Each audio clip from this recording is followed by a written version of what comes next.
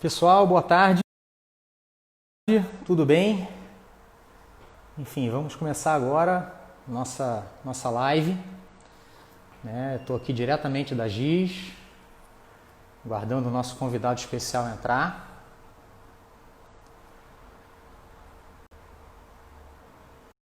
Vamos lá.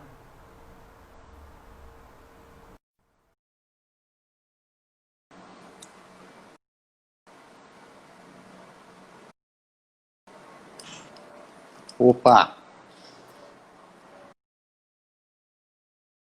E aí, Antônio, Léo, tudo bem? tudo em paz e você? Tudo ótimo. É bacana te receber aqui, tá? Primeiro, mais uma vez, te agradecer pelo tempo, pela oportunidade. Quero deixar aqui um abraço todo especial para o Giovanni, né? Um grande amigo em comum que, enfim, nos colocou aí, fez essa ponte. O objetivo da gente aqui é fazer um bate-papo, né, que possa enriquecer a todo mundo que vai entrar e que vai, enfim, poder ouvir um pouquinho, né, sobre um assunto tão bacana. O tema da live é neuromarketing sem neura, né? A gente fez essa brincadeira. Então, enfim, eu vou primeiro só relembrar aqui um pouquinho do nosso projeto, que é o Digital Trends, né? Essa ideia começou em função desse momento de pandemia, né? É uma iniciativa da GIS, né? De trazer insights e dados e informações sobre comportamento no momento dessa pandemia, desde que isso começou. E a questão da live veio muito por conta da gente ter o nosso espaço aqui na agência, que é uma árvore, e a gente tem o Garden Talks, que é um momento que a gente convida pessoas, enfim, para falar de temas que tem a ver com a nossa área, obviamente, embaixo de uma árvore que fica dentro da agência, uma coisa bem interessante. E aí a gente quis trazer esse movimento para o digital, para juntar com todo esse trabalho que a gente está fazendo de dados e tal. E aí, na semana passada, a gente teve um papo com o Guto Graça sobre redes sociais, né? Ele é cientista de dados. E agora a gente vai ter esse segundo papo, né, com o Antônio Moreira, que, enfim, é mestre nessa ciência tão, né, para alguns tão desconhecida, para outros já muito conhecida, né, que é o neuromarketing. Então, eu acho que é uma oportunidade muito bacana para a gente desmistificar isso, falar de uma forma bem simples, né, e você poder explicar. Eu tenho certeza que aqui estão pessoas da agência, enfim, colaboradores, fornecedores e clientes e amigos, né, gente que vai ter interesse mais profundo no assunto e gente que quer conhecer um pouco mais. Tá? Então, eu acho assim, para a gente começar, seria legal você se apresentar, né, efetivamente as suas credenciais, você falar um pouquinho, né, como você começou, o que você já fez e onde você está. Então, acho que é um bom começo para a gente. Legal, Léo. Obrigado, cara. Mais uma vez, falar do assunto que eu me apaixonei há mais ou menos uns 6 anos, 7 anos. E eu me apresento de maneira bem simples, cara. Eu falo assim que eu sou graduado em PAI, pós-graduado em Pedro e Caio. São meus 2 filhos, entendeu? Então, assim, porque a gente aprende muito com as crianças, né? E o fundamento de eu fazer essa apresentação falando das crianças é porque é onde a gente consegue, de maneira mais simples e mais pura, entender esse comportamento neurocientífico. Legal. Que justifica muita ação da fase adulta, né? E é muito legal isso, porque eu só tive clareza a respeito desse tema quando eu comecei a estudar. Eu sou da área de comunicação, atuo em comunicação e marketing há 20 anos, e quando foi em 2014, 2013, mais ou menos, eu achava que estava tudo muito igual, os meus resultados estavam muito iguais. E daí eu falei, cara, eu preciso estudar alguma coisa diferente. E foi quando eu, mesmo já bem imerso no processo de marketing digital, eu achava que aquilo era um commodity. Eu acho que a grande sacada estava em entender o porquê das coisas, né? E entender o porquê passava muito por saber o como, né? E depois o quê. E foi quando eu comecei a estudar comportamento humano de um modo geral, né? E esse comportamento humano, na minha visão, ele era estava muito focado em ações inconscientes, porque a gente fazia algumas coisas, né? E aí, no final das contas, eu descobri a neurociência aplicada, né? E é importante entender isso. Neurociências, é plural mesmo, porque são várias ciências relacionadas à parte neuro, né? E aquilo que eu me especializei foi neurociência aplicada ao marketing. Então, é uma parte que estuda biologia, que estuda comportamento focado no marketing. Legal. Isso é legal esclarecer, né? Sim, é uma sim. ciência nova, porque apesar de o estudo do cérebro já existir há bastante tempo, né? A década de 90 foi a década do cérebro nos Estados Unidos. Grande parte dos investimentos foram feitos para isso, para estudar o cérebro, para estudar a capacidade de conexão cerebral, né?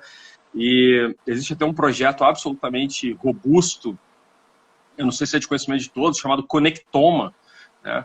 Que esse projeto é um projeto americano e o objetivo deles é tentar mapear, da mesma maneira que o genoma, mapear todas as conexões cerebrais. Olha que legal. Só que a gente entra num viés gigante aí, porque a lida com o cérebro não é simples, né? Não é simples. Nossa, o cérebro imagina. age de maneira... o cérebro age de maneira simples, mas a lida com o cérebro não é simples. A gente tem 86 bilhões de neurônios e cada um deles faz em torno de 10 mil conexões. Então, assim, quem tiver uma calculadora, faz uma continha rápida aí e vai ver que isso passa da casa do 4 trilhão. Vai então, estourar assim, a calculadora. Cara, tu mapear isso aí, tu mapear isso vai ser uma loucura, entendeu? Sim. Então, enfim, aí me apaixonei e fui estudar porque eu queria trazer resultado novo, atitude nova, formas novas de entender as coisas que iam muito além do layout, porque a comunicação sempre foi muito pautada num conceito. Né? Tu define um conceito e a partir daí tu constrói peças. Né? E eu fui fazer o contrário. Eu fui entender o que estimulava para depois voltar para o conceito. E aí eu entendi, aí fez muito sentido para mim, eu que vim da... Opa! Oi. Aqui. Eu que vim da criação... Opa, voltei. Eu que vim da criação, que venho da criação, a minha intenção nesse momento era melhorar os processos criativos, era criar algo que realmente desse resultado efetivo. Legal. Então, a partir daí foi quando eu me deparei com algo completamente diferente. Falo, cara, é o que eu boto na cabeça de todo mundo o tempo inteiro. Vamos entender de gente, depois a gente vai entender do resto. Bacana. Legal.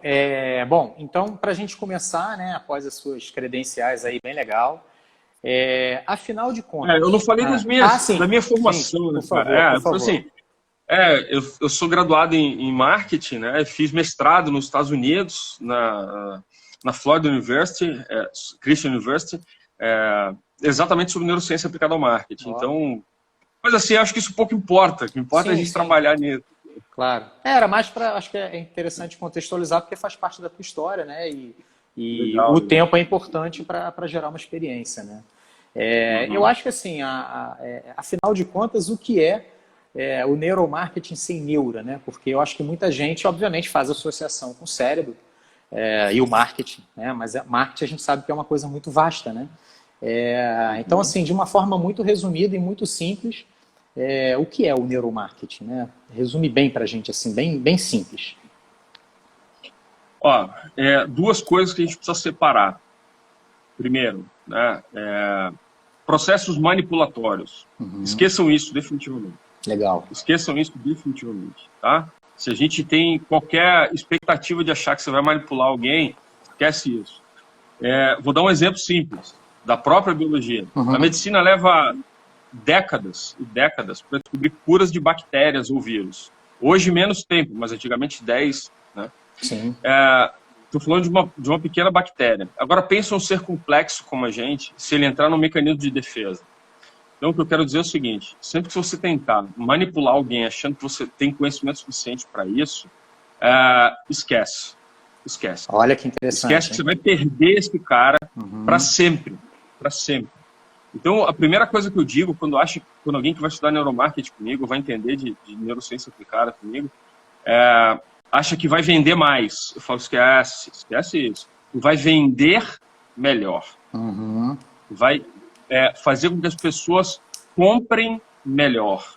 Porque se tu não ficar focado em algo que está muito em voga hoje, que é a experiência do cliente, se tu não ficar focado na experiência, entendendo uma tríade simples da neurociência, que é atenção, emoção e memória, para gerar recompensa, esquece, tu perdeu isso. Uhum. Então, assim, gatilho mental é outra coisa que eu acho importante falar sobre, né? Ele existe, a gente reconhece a autoridade, a gente reconhece a escassez é colocada para a gente todos os dias e tal, mas entendam, isso, quando a gente vai falar cientificamente sobre memes, que memética é uma ciência, né? Ciência que estuda, explicando rapidinho para vocês, assim, a gente é formado de gene e meme. Uhum. Gene é aquilo que é biológico, meme é aquilo que é cultural externo. Então, assim, todos esses estímulos externos especificados na ciência da memética, ele se perde. Ele se perde porque a gente cria imunomemes. Uhum. Entende? A gente vai ficando vacinado com relação a isso. Então, o gatilho mental também tem vida curta.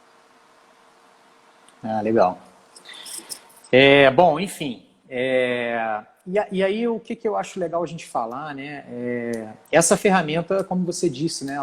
Esse estudo do cérebro, ele, né, você disse que a década de 90 foi muito importante, né? Mas não é uma... Né, a década de 90 aí, a gente está falando de...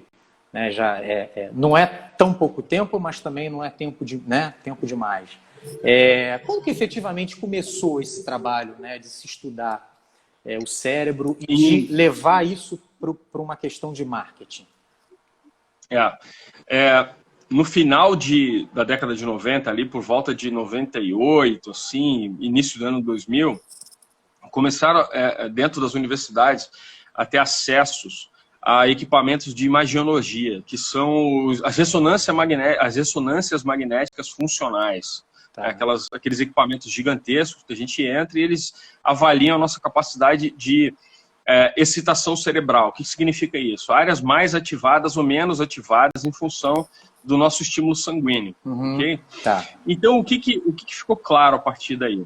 Nesse momento, eles começaram a fazer testes simples, colocavam as pessoas lá no equipamento e davam estímulos para essas pessoas para ver que áreas do cérebro funcionavam.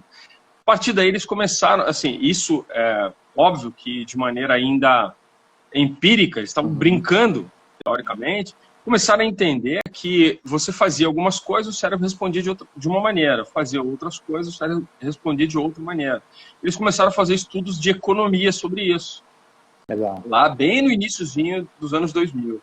A partir daí, entendeu-se que outros estímulos podiam ser testados. Uhum. Entende? Então, daí começaram os estudos de neurociência aplicada, que era onde você estudava a área excitatória do cérebro, né? Então, por exemplo, eu dou um estímulo que causa medo, eu via uma ativação sanguínea forte na região da amígdala. Então, legal. Então isso se comprovava. Certo? Uhum. Bacana. Começou assim, nesse período. Tá. Bom, então, relativamente, é algo novo, né? Acho que, sem dúvida. É novo, até por conta da tecnologia, tá, Léo? Assim, o custo de uma ressonância magnética funcional é caríssimo, caríssimo, caríssimo. Então, assim, para a gente fazer pesquisas extremamente aprofundadas, não é tão simples e não é tão acessível. Então, foram criados recortes menores, né? E o importante aí salientar que essas pesquisas maiores, elas são feitas em estudos que levam anos, assim, 2, 3 anos. Né? Os maiores estudos foram feitos pelo Martin Lindstrom ali em 2007, 2008, 2009. É um dinamarquês que é um cara que escreveu sobre a lógica do consumo. Então é bem bacana esse estudo dele. Fica até esse autor aí para a galera dar uma pesquisada. Quer dizer, no fundo é uma questão de escala e financeira, né? E a tendência é que os custos fiquem mais acessíveis e a coisa ganhe mais escala, é isso?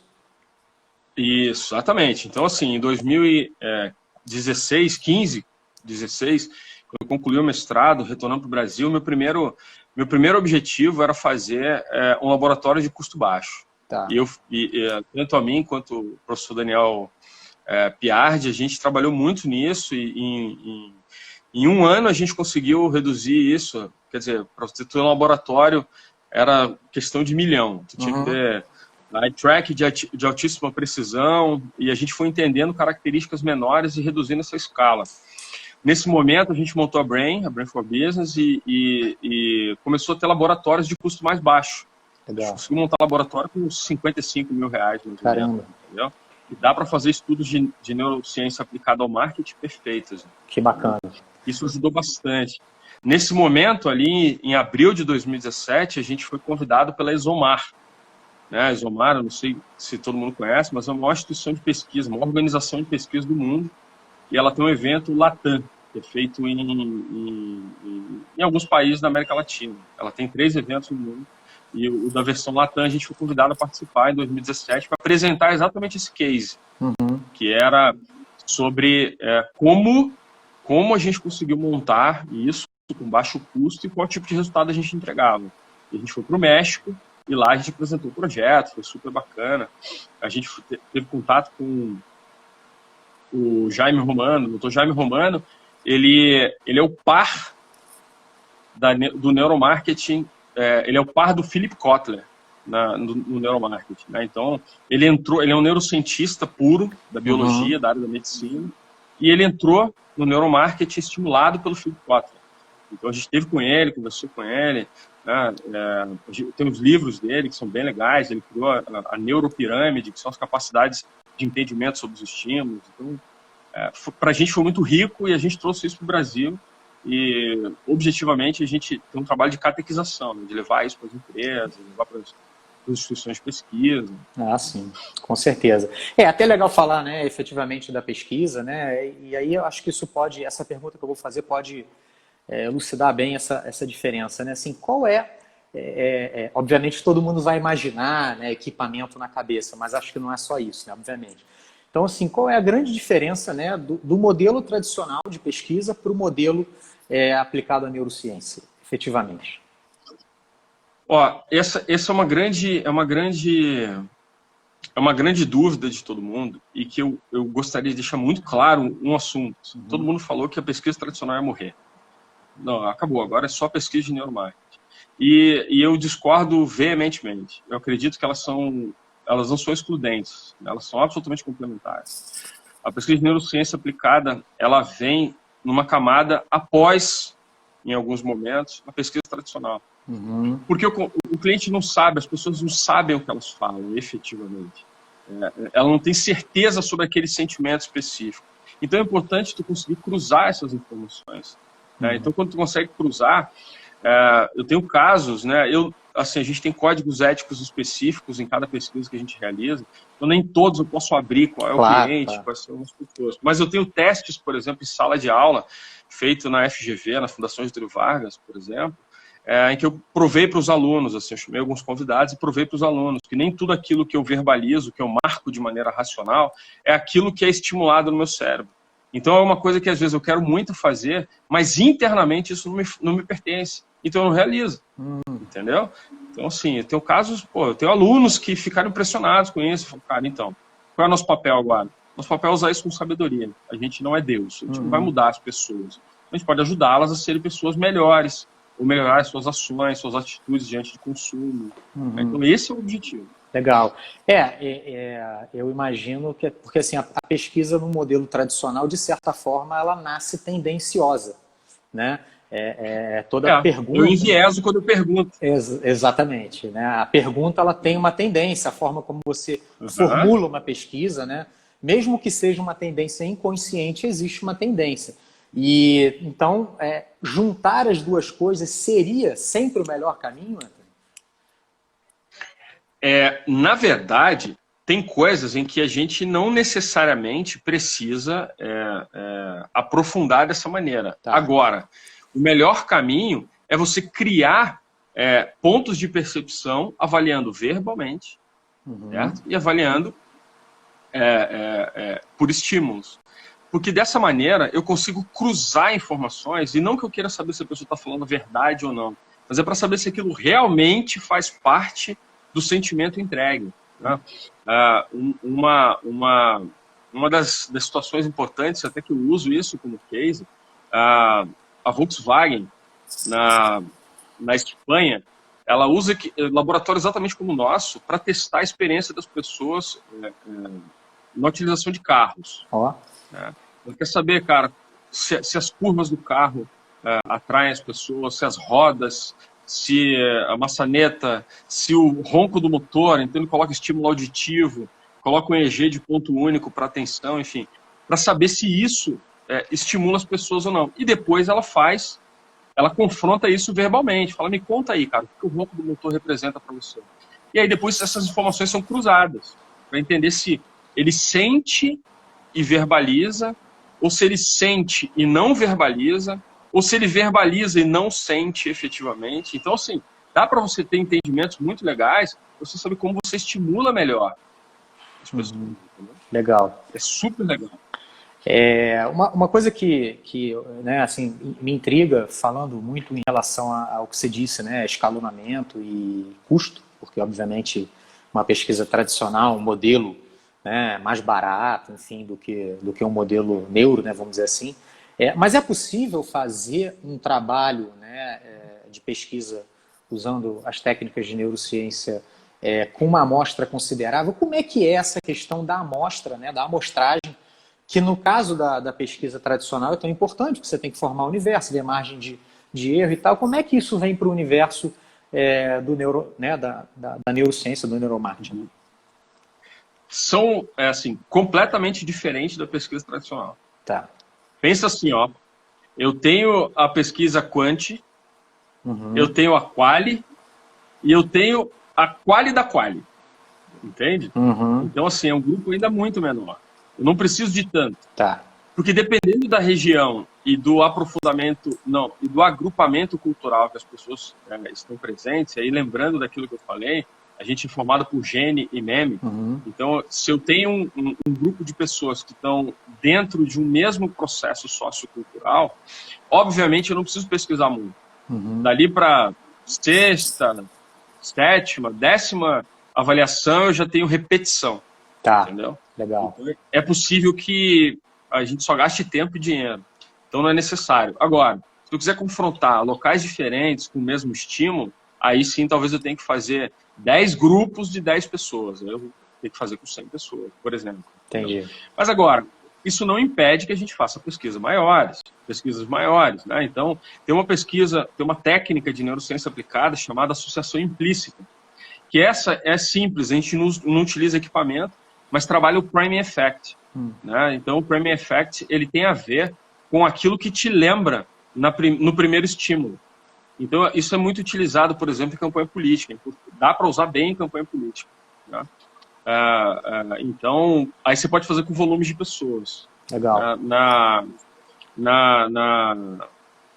Na Harvard, se procurar na internet, aí tu vai ter na Harvard Business Review, acho que é na HBR, tem um link de teste de associação implícita, que dá para tu fazer sozinho, dá para tu brincar depois com ele. Legal. É simples de fazer. Uma boa dica aí. Depois eu vou até botar aí pro pessoal. Eu acho legal a gente falar porque a gente vem notando, né, que sabe que o mundo, né, nos últimos 5 anos principalmente, né, o mundo corporativo, né, o perfil profissional das pessoas, ainda mais na área de comunicação, que passou por uma transformação talvez maior do que a grande maioria das profissões, né, vamos dizer assim, né, pela digitalização, né, isso tudo. E a gente entende que a criatividade ela vai ganhando um valor, né, infinitamente maior. Né? A criatividade que está associada à capacidade da pessoa ter uma solução criativa de forma ágil, né? Porque hoje o tempo ele é o grande decisor, né? Então, enfim, não dá mais para esperar, né? Falando de criatividade, falando de decisão, né? Porque a gente vive um mundo totalmente online, né? Um reality show, nossa vida é assim. Aí eu queria que você falasse, porque a gente sabe que criatividade está diretamente ligada ao cérebro, a parte inconsciente, toda essa parte. Que você falasse um pouquinho sobre neuromarketing e criatividade. O neuromarketing faz a criatividade evoluir. Como é que é essa associação?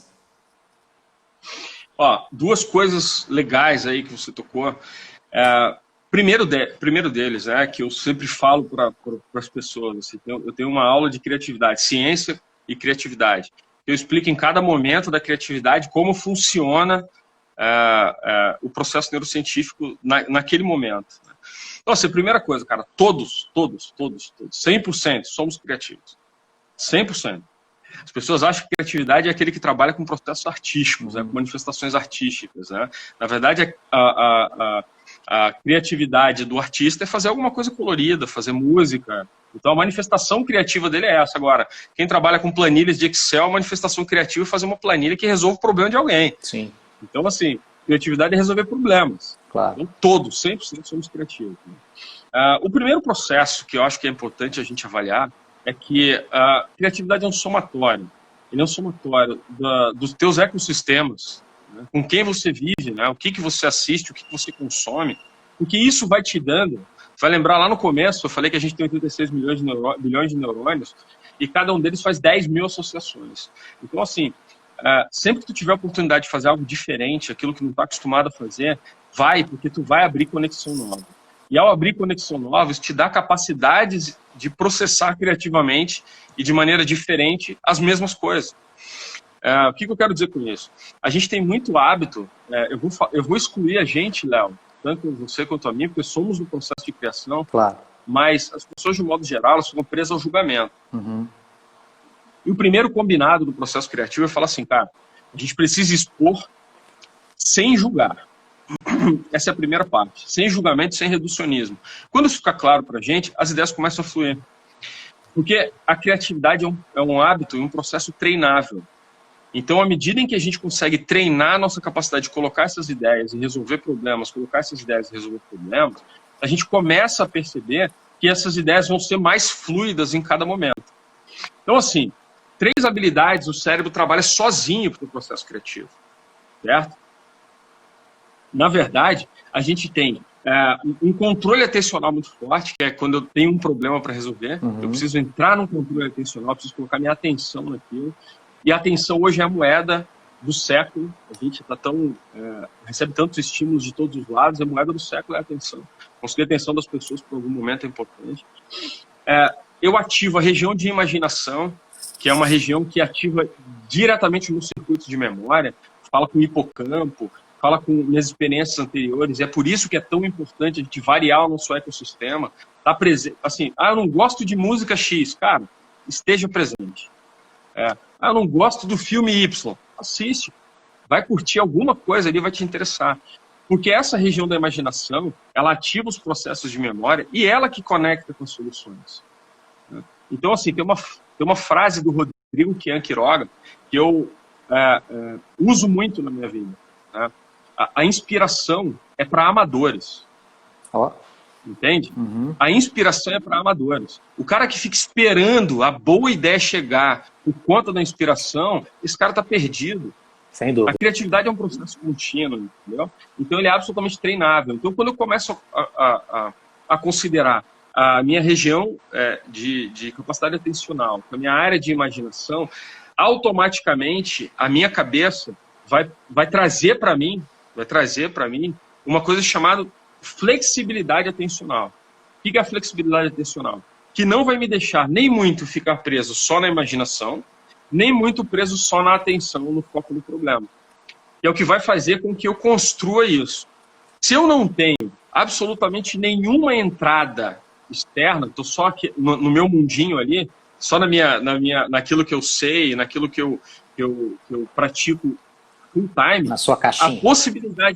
Exatamente. A possibilidade que eu tenho de de ter menos flexibilidade atencional e usar a região de imaginação com menos atenção é muito grande. Eu vou só repetir as mesmas soluções antigas. Entende? Então, o grande segredo da criatividade é a gente variar nosso ecossistema. Transitar em regiões que normalmente a gente não transita. Certo? Legal. Eu aprendi algumas técnicas aí, você valida, por favor, que eu acho que são exercícios interessantes, né? Você fazer coisas com a mão que você não está habituado, né? Percorrer um caminho que você não conhece, né? Fazer coisas de olhos fechados para... Esse tipo de coisa realmente funciona para exercitar isso, né? Isso seria positivo para melhorar a sua criatividade, te dar uma liberdade maior, efetivamente? Léo, olha só, essa é uma forma que a gente tem de, na verdade, exercitar. A gente tem uma coisa, né, assim, a gente forma a nossa capacidade sináptica quando a gente é muito pequenininho, ali no primeiro setênio, de 1 a 7 anos, a gente é bem esponja, né? Então a gente absorve muita coisa e constrói muito atalho. Muito atalho. Muito, muito, muito. Quando a gente entra na adolescência, a gente tem uma poda sináptica, que isso é natural.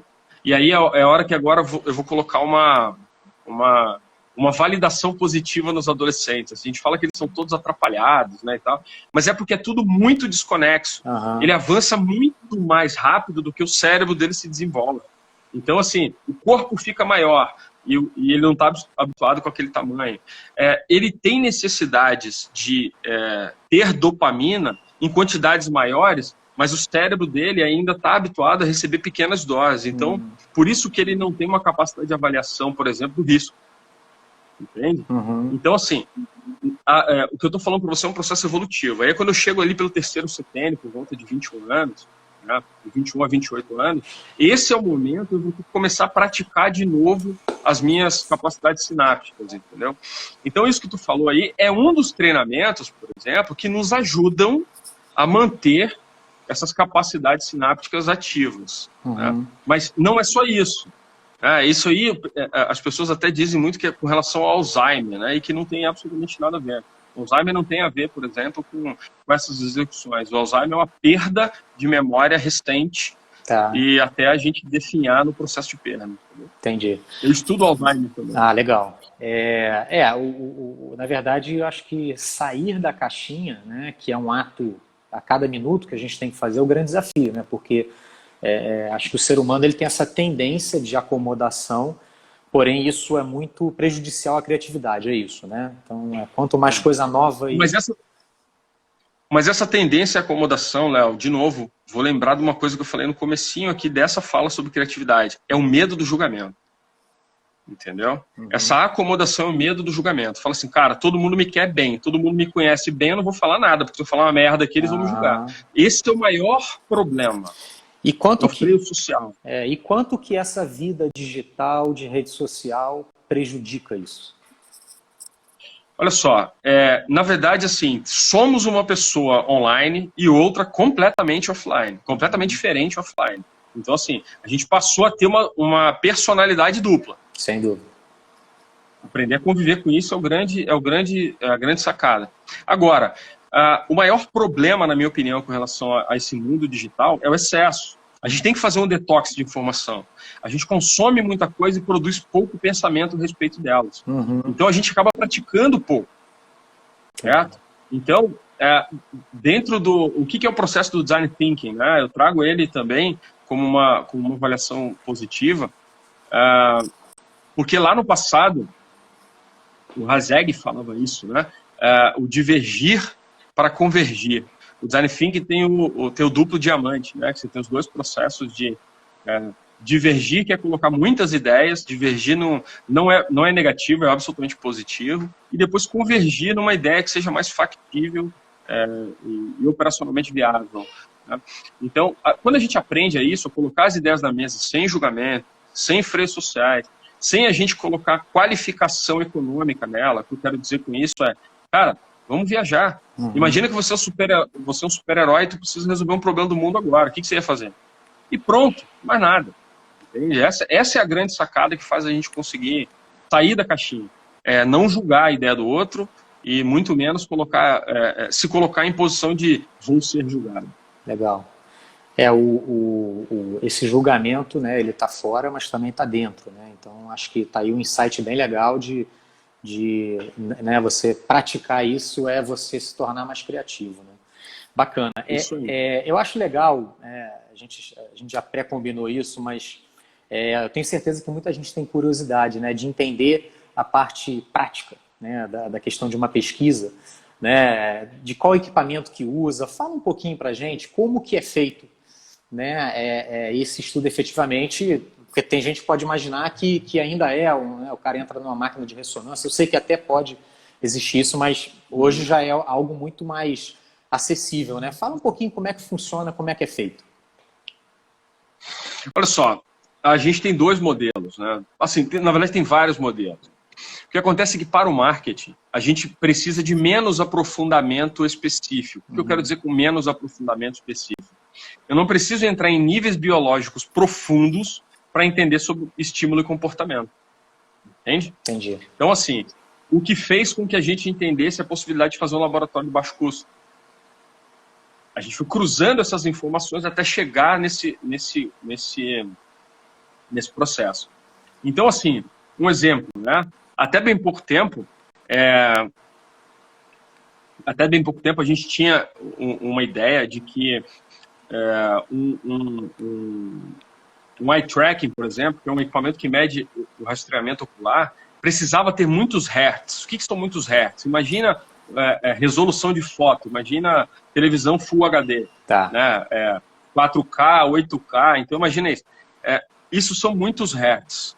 Então, assim, essa alta resolução que a gente fala tanto aqui na TV, ela não é visível aos olhos com tanta facilidade. Tu percebe nitidez na imagem, percebe um conforto e às vezes até um desconforto no excesso de resolução. A mesma coisa funciona com o EEG, desculpa, com o eye tracker. O eye tracker faz o quê? Ele emite uma luz para o meu olho, Tá. e ele atua na área côncava do meu globo ocular e devolve esse movimento. Automaticamente eu consigo rastreá-lo. Okay? Para níveis biológicos, para saber se eu tenho problemas cerebrais, se eu tenho problemas pós-traumáticos, né? Eu preciso de um equipamento acima de 100, 150 Hz. Tá. Para avaliar comportamento, o que são 60 Hz? São 60 movimentos por segundo. Tá. Ok? 100 Hz são movimentos por segundo, são microsacadas. E aí eu vou saber se você tem um desvio, algum problema cerebral ou não. Tá. Para avaliação de neuromarketing, eu posso ter um equipamento de 60 Hz para baixo, sem problema nenhum. Eu preciso só saber para onde ele olhou. E não para saber esse detalhezinho do detalhe do olhar. Eu preciso saber para onde ele olhou, quanto tempo ele ficou fixado naquilo e se ele repetiu o olhar naquele local. A partir daí eu faço análises para eu saber, por exemplo, e aí é onde a gente desconstrói completamente o processo do design, que é da direção de arte, em que a gente sempre cria padrões, né? A foto aqui, o texto aqui, a assinatura aqui, a área morta e tal. Cara, isso caiu por terra. Porque tu testa peça a peça, com eye tracking, por exemplo, tu vai ver que a capacidade de leitura das pessoas é absolutamente diferente. Essas verdades que tínhamos aí sobre isso... Famosa leitura em Z, né? A leitura tem que ser em Z. Na verdade, a gente tem a leitura em alfabeto, cara. A gente tem leitura em Z, tem T, tem F, tem 7 ao contrário, tem F ao contrário, dependendo do conteúdo. Claro. Então, eu já escrevi um texto sobre isso, que está na E-Commerce Brasil, deve ter uns 4 ou 5 anos, falando especificamente sobre isso, que fala assim, se tu está num site de conteúdo único, por exemplo, o que é um site de conteúdo único? Vamos imaginar uma empresa que venda sabonete. Tá. Só tem sabonete lá, então eu sei que só tem sabonete. Então, a minha tendência é vir lendo, né, costurando, certo? Ou buscando já diretamente o que eu quero. Então eu posso vir, eu faço um T e eu venho olhando centralmente esse site, entendeu? Agora, quando eu tenho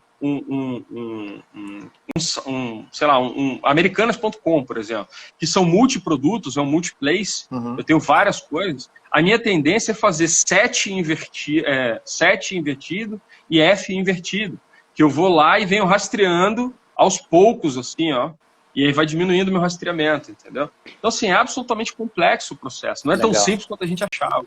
Porque, no fundo, você está querendo buscar um foco, é isso?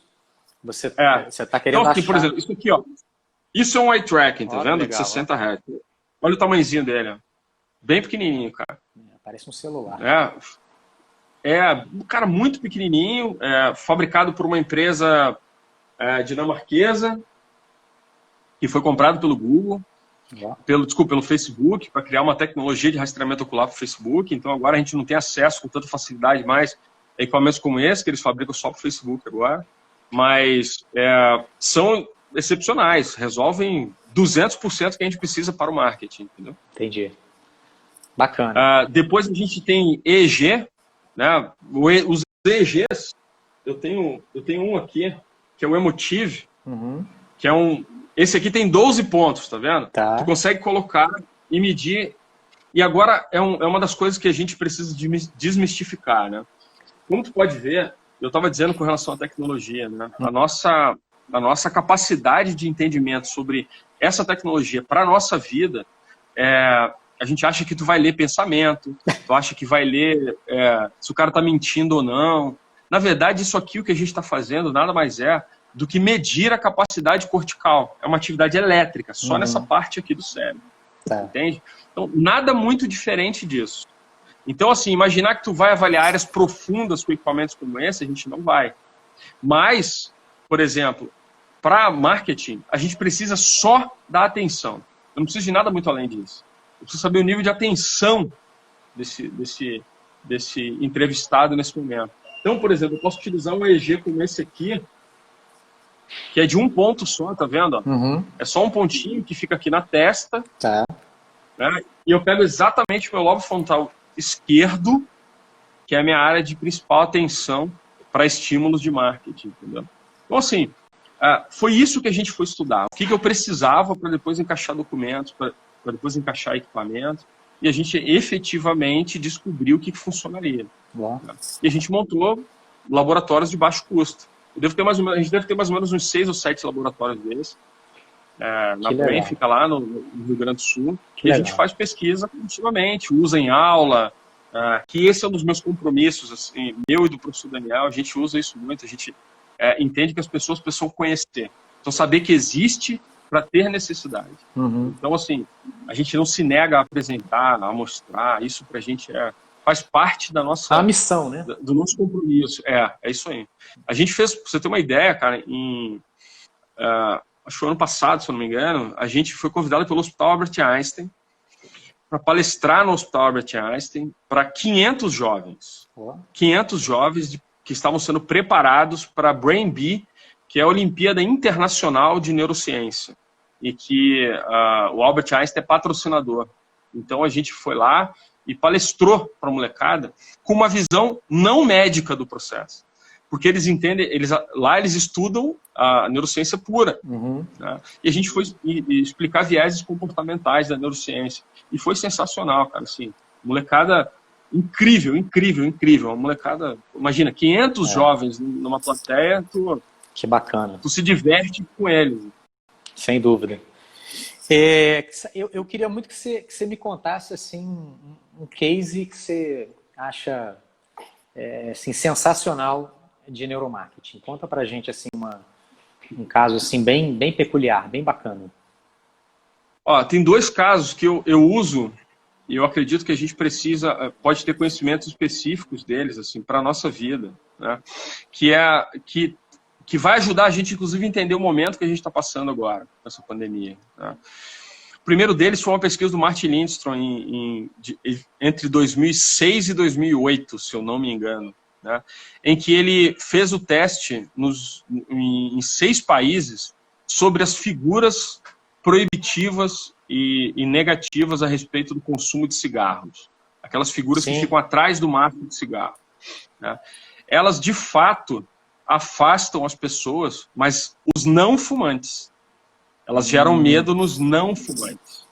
Certo? E aos fumantes, ela causa empoderamento. Porque ele automaticamente se conecta com o mecanismo de defesa e diz o seguinte: isso não vai acontecer comigo. Certo? Caramba. E agora vamos trazer para a nossa vida agora, para esse momento que a gente está vivendo.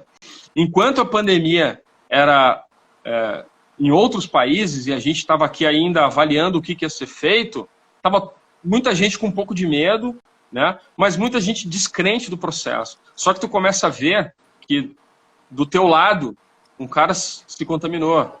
Ali na rua de trás o outro faleceu, infelizmente.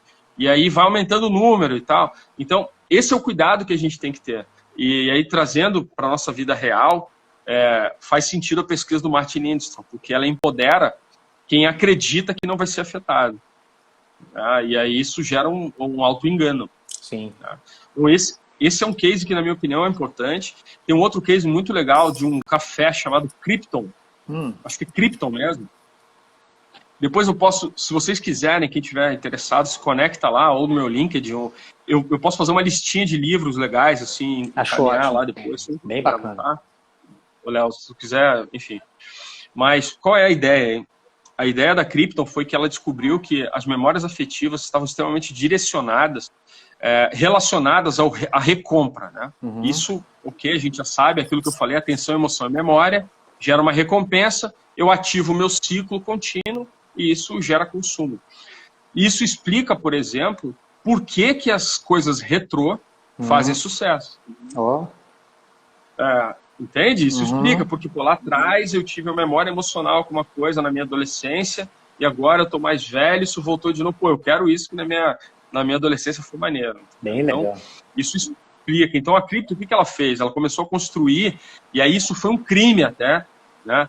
Porque ela começou a construir estímulos de saborização dos chocolates em mães grávidas. Caramba. Certo? Em consultórios, e isso era, as grávidas eram estimuladas. E tá claro, isso já existe estudo comprovado, eu não me lembro agora o nome da universidade em qual pesquisa, mas que conecta tudo que a mãe consome com o filho. Então, assim, automaticamente existia um consumo 4, 5 anos após esses períodos, daquele produto por crianças naquela região. Caramba, hein? Entendeu? Então, isso é um estudo que precisa ter muito cuidado, entende? Por isso que eu falei no começo, assim, a gente tem uma arma na mão, a gente precisa saber o que a gente vai fazer com ela. Então, eticamente, a gente precisa ter muito cuidado, sabe? Nossa. Então, esses são alguns cases que eu acho importante. Tem um case, e aí para finalizar, que eu fiz um estudo para o México, né, da cerveja Tecate, que isso tem a ver com a gente, Léo, comunicação, né? A gente acha que a fórmula mágica da propaganda é ter um garoto propaganda, um produto de alta capacidade de consumo e ter verba, né? E aí, quando a gente junta tudo isso, acha que está tudo certo. E aí eu testei a fórmula mágica da propaganda. Opa. Uma cerveja Tecate com boxe no México e com Sylvester Stallone, que foi o Rock. Sim. Né? E só que é um comercial que não gera atenção em ninguém. Caramba. Eu testei o comercial e deixei isso exposto, inclusive, na Exomar. É um comercial muito legal, tem as figuras, tem todos os facilities que eu preciso para ter uma fórmula mágica da propaganda, mas ele não gera atenção em ninguém. E se não gera atenção, meu caro amigo, eu preciso dizer para você que pouquíssimo vai despertar a emoção. E preciso dizer para você também que você só vai conseguir vencer isso com repetição. E repetição faz o quê? Faz tu gastar muito dinheiro, porque tu tem que gastar comprar muita mídia. E aí, se tu gasta muita mídia e repete muito, vai fazer aquilo que eu comecei lá no começo, que eu falei lá no começo, que vai virar imunomeme. E aí tu já gera uma defesa. E aí é aquilo que a gente chama na propaganda que virou paisagem. Então, assim, cara, é absolutamente importante a gente, quando botar uma campanha grande na rua, testar isso, avaliar isso, observar isso, para a gente conseguir saber se a gente está entregando a fórmula real. Muito bom, muito bom. Eu acho que assim, hoje a gente tem a questão do viral, né, que é a capacidade de viralização. Sem dúvida está na antítese disso, né? É algo realmente original, capaz de gerar atenção e não necessariamente de ter a necessidade financeira do negócio, né? Acho que é o grande negócio, né? Sim. Bom, deixa eu te fazer uma pergunta que talvez seja de todo mundo, né? Assim, a gente realmente usa apenas 10% da nossa capacidade cerebral, né? E como é que existe uma evolução dos últimos 100 anos em relação a isso? Cara, essa pergunta é muito boa, né? Porque 10%, talvez. Ela é um mito. Ela é um mito. Então vamos lá. Seguinte, vamos construir da antropologia para agora, tá bom? As nossas capacidades cerebrais, elas são absolutamente as mesmas de 200 mil anos para cá. Tá. Fechado? Então, assim, o que acontece é que uma criança de 2 anos tem a mesma quantidade de informação do que o imperador romano. Porque hoje ela tem acesso a muita coisa. Então, a minha capacidade de processamento é limitada. Porque eu sou o mesmo cérebro de 200 mil anos atrás. Entende? Então, assim, biologicamente a gente evoluiu sim, tá? Mas essa capacidade de processamento continua sendo a mesma. Então, o que acontece é que a gente recebe 11 milhões de bits de informação por segundo. Nossa. E só processa 40 bits. Entendeu? E é por isso que eu falei que é importante a gente transitar em áreas diferentes e em lugares diferentes, porque esses 11 milhões de bits, eles não estão perdidos. A gente recebeu pelo tato, cheiro, visão, olfato, e é por isso é tão importante a gente criar campanhas e processos multissensoriais. porque isso é captado, isso é gerado informação para a gente. Né? Se eu falar de somestesia, eu tenho o processo epicrítico, que é do pescoço para baixo, e tenho o protopático, que é do pescoço para cima. Não vou entrar nisso, que isso é chato para vocês agora, entendeu? Mas, chato não, a gente só não vai ter tempo. É maravilhoso. Pudesse ficar aqui, porra. Não, mas assim, isso a gente pode aprofundar. E para fazer uma live no YouTube lá depois, a gente faremos fala outra, horas. Com certeza. Então, assim, e aí trazendo para a nossa capacidade de processamento, a gente atua por uma questão de economia de energia, para o nosso cérebro viver em condições saudáveis, a gente, toda essa informação que a gente recebe e não processa, ela vai para um nível inconsciente. Uhum. Né? E ela volta em alguns momentos, até que sem que a gente saiba. Elas são ativadas, elas são acionadas. Né? Então, o que acontece é que, para ter um nível de economia de energia, a gente processa aí entre 5% e 10% de coisas conscientes durante o dia. Okay? Mas a gente tem atividade elétrica no cérebro o tempo inteiro. Então, a gente não usa só 10%, a gente usa 100% do cérebro. Uhum. 100%, o tempo inteiro. Okay? O fato é que as ativações conscientes... Tem um livro, anotem aí, do Kahneman, chamado Rápido e Devagar, Duas Formas de Pensar, que fala exatamente sobre isso. Né? Então, se eu te perguntar agora, Léo, quanto é 2 vezes 2, tu vai me responder de bate-pronto. Sim. 4. Né? Agora, se eu te perguntar qual é a raiz quadrada de 5.312, tu não vai saber. Não vou. Então, essa é a diferença. Uhum. Então, a gente tem um sistema rápido, que ajuda a gente 90% do tempo, e tem um sistema mais devagar, que é aquele que tem que me fazer conta, pensar nas coisas e tal. Entendeu? Então, assim, não que a gente só use 10%, não é isso. A gente tem uma capacidade de processamento consciente limitada. Então, assim, nós não somos essa máquina que achamos que somos, apesar de ser fantástico. Entendeu? Uhum. Nós não somos, a gente tem uma limitação. Tanto que se tu fizer reuniões o dia inteiro, tu vai chegar no final do dia morto, cansado. Aliás, isso é um tabu que talvez a gente tenha uma evolução imensa agora com esse contato digital, porque as reuniões são muito mais objetivas, você não perde tempo, né? Então, talvez a gente tenha subido um degrauzinho, né? Infelizmente por conta de uma pandemia, mas pelo fato da gente estar em casa, né? Talvez tenha sido uma evolução. Mas eu coloco um adendo aí. A quantidade de reuniões aumentou muito. Sem dúvida. Então, tu não tem mais aquele tempo para fazer o seu to-do, que é entre uma reunião e outra. Você digerir, esperar. Né? Exatamente. Tu tá emendando uma reunião na outra. Então, a tua tendência de chegar no final do dia mais cansado é maior.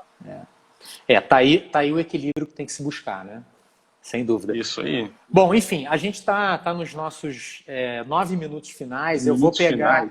você vê como passa rápido, né? Como o assunto é bom. Passa mesmo. Enfim, eu acho que é um tema que tem tanto para falar, né? Eu fiz umas colas aqui, ó, e nem usei, cara. Não dá. Nem deu uma hora é muito rápido.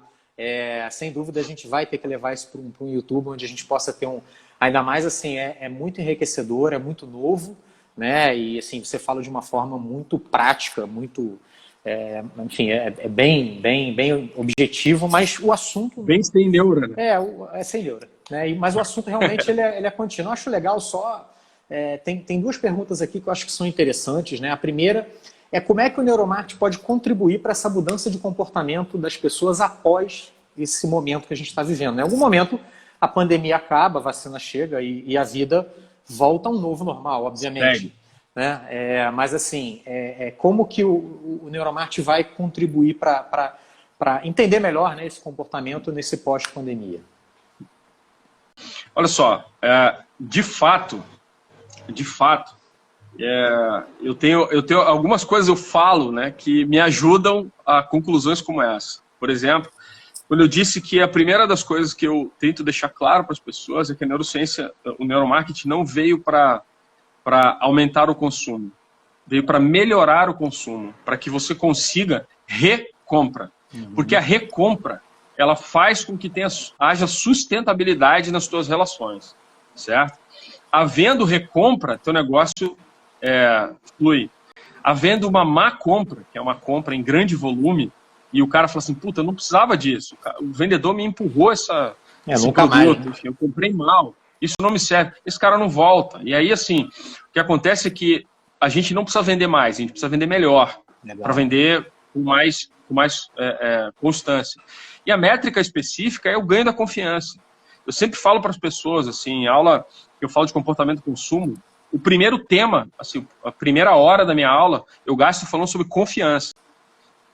Né? Porque é algo que se perdeu. Antigamente a gente comprava na caderneta, cara. Meu avô me dava a caderneta, eu ia lá, comprava 10 pães, o cara anotava, era o meu avô confiando nele, que anotou certo, e ele confiando que o meu avô ia voltar no final do ano e pagar, no final do mês e pagar. Entendeu? Então, assim, a atribuição de confiança é o primeiro processo de reinvenção da venda. Porque agora, mais do que nunca, a gente precisa estar do lado das pessoas. Entendeu? Eu tava brincando, assim, pode parecer estúpido, eu comando um time de vendas, eu comando equipes de vendas, né? Mas não tá na hora de vender, tá na hora de servir. Boa. Então, o que a gente vai aprender agora com essa pandemia e para colocar em prática definitivamente na vida é que tu vai entregar um produto, vai entregar um serviço, mas entrega a tua vida junto. Entrega a tua vida, acompanha, porque a gente precisa deixar de enxergar agora como iguais. E tem um texto meu super simples sobre isso, que eu falo, Deus tirou um período sabático, e que a conclusão do texto diz isso, fala assim, cara, enquanto a gente enxergar as coisas com igualdade, a gente vai ter desigualdade. Boa. No momento em que a gente passar a entender, a enxergar as pessoas como semelhantes, acaba a desigualdade e a gente se ajuda mais. Independente do carro que tu tem, do dinheiro que tu tem, do plano de saúde que você tem, da cor da tua pele, da tua opção sexual, de qualquer outra coisa, entende? Então, acho que esse é o maior aprendizado de relacionamento que a neurociência pode trazer para a gente agora, que é a atribuição de confiança. A atribuição de confiança está diretamente ligada a questões emocionais. Questões emocionais levam memórias de longo prazo, elas ficam gravadas no hipocampo, entende? Então, essa é a nossa grande sacada agora. É o momento, entregar além. É o momento das marcas estenderem a mão, né? Essa que é a grande negócio. Bacana. Bom, a outra pergunta é como é que o neuromarketing explica as fake news, que, né, é um assunto que está muito em voga. Deu uma falhadinha, Léo, pode repetir, por favor? Como que o neuromarketing explica as fake news? Então, na verdade, assim, como eu falei, a memética faz parte da nossa vida. A memética, hoje, para a gente explicada enquanto ciência, é a fofoqueira da janela. A gente gosta de informação, a gente gosta de ter assunto. Isso é natural, a gente gosta de ter assunto. Então, assim, a fake news ela é alimentada por essa necessidade de interação social. Eu preciso ter assunto para fazer parte do meu bando. Eu preciso ter conhecimento ou saber daquilo que está acontecendo para fazer parte do meu bando. Então, cara, infelizmente, eu apuro pouco, e aí é aquilo que eu disse lá no começo também, eu falo do detox de informação. A gente está recebendo informação demais e está produzindo pouco pensamento. Então, a partir do momento que a gente começar a entender que a gente pode produzir pensamento a respeito da informação que a gente recebe, a gente qualifica essa informação e constrói a nossa visão. Bem bacana. Bom, a gente está chegando ao fim, né? Faltam 1 minuto e meio praticamente. Eu acho que o papo foi espetacular. Quero te agradecer mais uma vez pelo tempo, né? Pela oportunidade de estar aqui esclarecendo muito um assunto. Cara, acho que tem que ter umas 100 lives, assim, no mínimo, para a gente poder, né? Tem tanto caso, tem tanta... Mas, enfim, eu acho que foi muito bacana para esse universo que a gente tentou falar de uma forma um pouco mais, obviamente, genérica, resumida, né? Quero te agradecer muito, mais uma vez deixar um abraço aqui para o Giovanni e agradecer a ele. E aí eu acho que a gente pode, né? Eu vou compartilhar esse conteúdo, vou pegar com você essas recomendações preciosíssimas que você está dando de literatura, de artigos, que eu acho que tem muita gente aqui que agora vai correr atrás para ler um pouquinho, né? E é isso, cara. Mais uma vez, obrigado por participar, por compartilhar aí, mesmo que em pouco tempo, uma experiência sensacional, cara. Se você quiser deixar algum recado aí, alguma dica, por favor. Bem, entendam. Você pode manipular por um período, depois você não manipula mais. Então, assim, esquece isso, cara. Tenta ganhar as pessoas, porque com manipulação tu vai perder. E o primeiro cenário que a gente enxerga é achar que tu pode manipular quando tem conhecimento dessas informações. E esse é o primeiro passo para a gente perder definitivamente a confiança, que é aquilo que faz a gente evoluir. Bacana. Certo? Certo. Bom, obrigado, meu amigo. Gente, quem esteve aqui participando, eu agradeço muito o carinho, né? Hoje é um feriado, meio não feriado.